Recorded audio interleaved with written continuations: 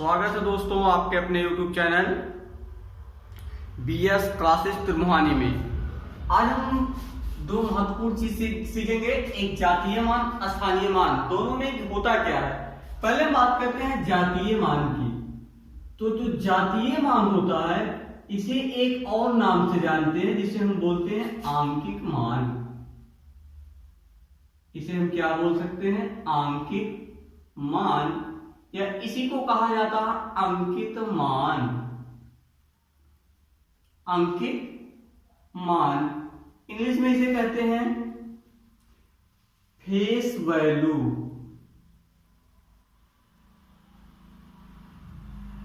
English में इसे बोलते हैं फेस वैल्यू। तो हम बात करते हैं किसी के जातीय मान की, आंकिक मान की और अंकित मान की, या फिर हम फेस वैल्यू की। तो होता क्या है, तो किसी भी संख्या में, किसी भी संख्या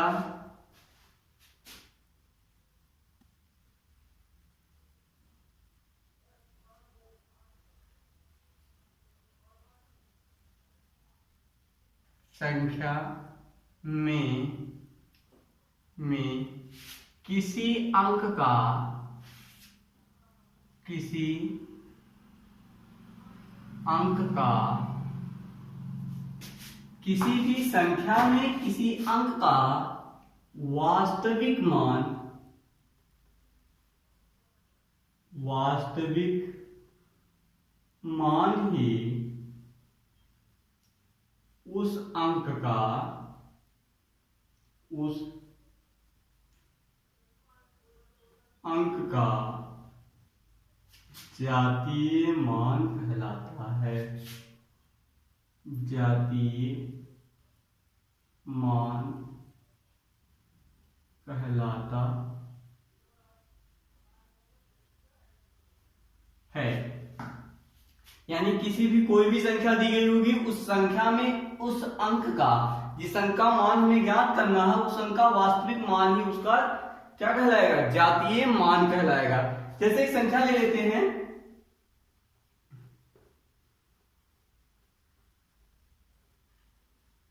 में 2 का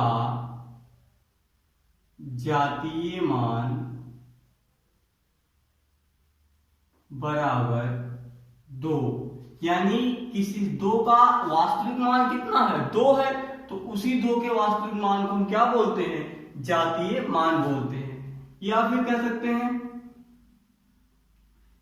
67 में 8 का जातीय मान बराबर 8। फिर हम बात करते हैं, अगला आता है हमारे पास स्थानीय मान। स्थानीय मान इंग्लिश में से बोलते हैं प्लेस वैल्यू। Place value.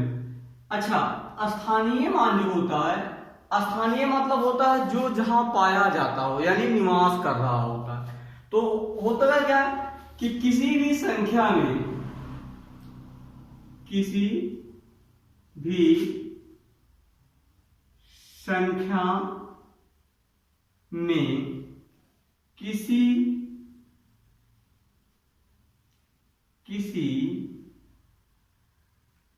अंक का, किसी भी संख्या में किसी अंक का वास्तविक स्थान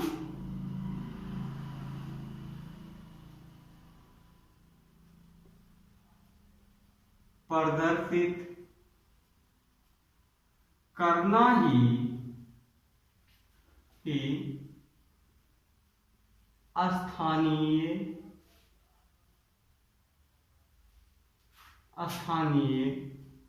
मान कहलाता है। जैसे अच्छा एक चेन देखते हैं बच्चों कि लिखा होगा 64 67, इसमें हर एक संख्या का अपना एक स्थान है। जैसे 7 हमारा किस पे है, इकाई के स्थान पे,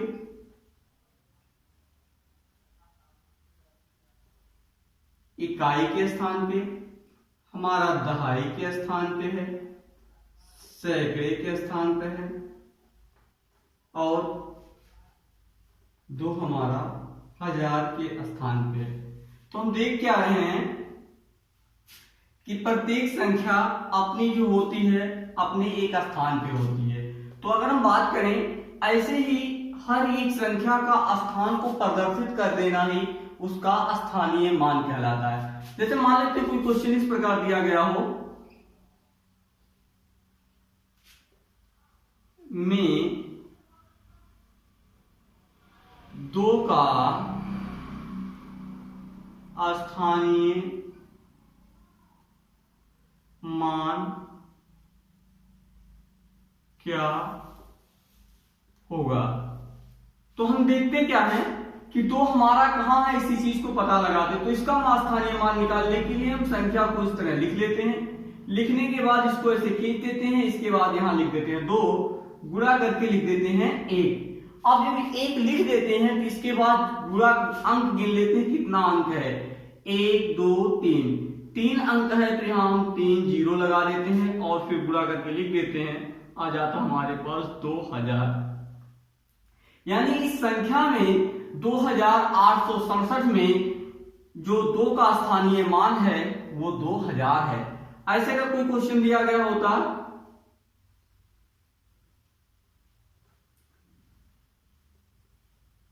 62875 में प्रत्येक संख्या का स्थानीय मान बताओ। प्रत्येक अंक का स्थानीय मान बताओ। तो हो क्या जाएगा कि हमें प्रत्येक संख्या का बताना है, इस बार कोई एक संख्या का नहीं, सभी संख्याओं का अलग अलग स्थानीय मान। तो हम करते क्या है, 5 को ऐसे लिख देते हैं और पूरा 1 लिखते हैं, क्योंकि 1 के बाद कोई अंक है नहीं, इसलिए 5 करने 5। इसके बाद बात करते हैं 7 का, 7 गुणे 1 लिखते हैं, 1 अंक है तो 0 लगा देते हैं। इसके बाद हो जाता है 70। इसके बाद 8 को लिखते हैं, 8 करते हैं, गुणा कर देते हैं, 2 अंक है, 2 जीरो लगा देते हैं, हो जाता 800। इसके बाद 2 को लाते हैं, 2 लिखते हैं, गुणे जो है 3 कर देते हैं, क्योंकि यहाँ पर 3 अंक है। देखिए 1 2 3 अंक है तो हो जाता है 2000। इसके बाद हम बात करते हैं 6 की, तो लिखते हैं 6 गुणा 1 लिख देते हैं, 4 अंक पे है तो 4 जीरो लगा देते हैं। इसके बाद हो जाता है हमारा सीधा 60,000। ठीक, 4 जीरो लिखते हैं तो हो जाता हमारा 60,000। इस प्रकार हम देखते क्या है कि जितने भी अंक हमारे दिए गए हैं, प्रत्येक अंक जो है अपना एक स्थान प्रदर्शित कर रहा है। 5 बता रहा है कि इकाई के स्थान पे है, 7 बता रहा है हम दहाई के स्थान पर है, 800 बता रहा हम 100 के स्थान पर है, 2000 बता रहा हम 2000 के स्थान पर है, और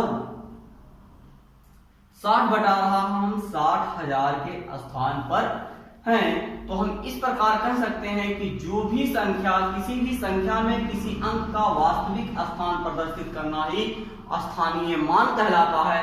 और आज तक की क्लास के लिए बस इतना ही। आगे हम मिलेंगे नेक्स्ट क्लास में, तब तक के लिए धन्यवाद।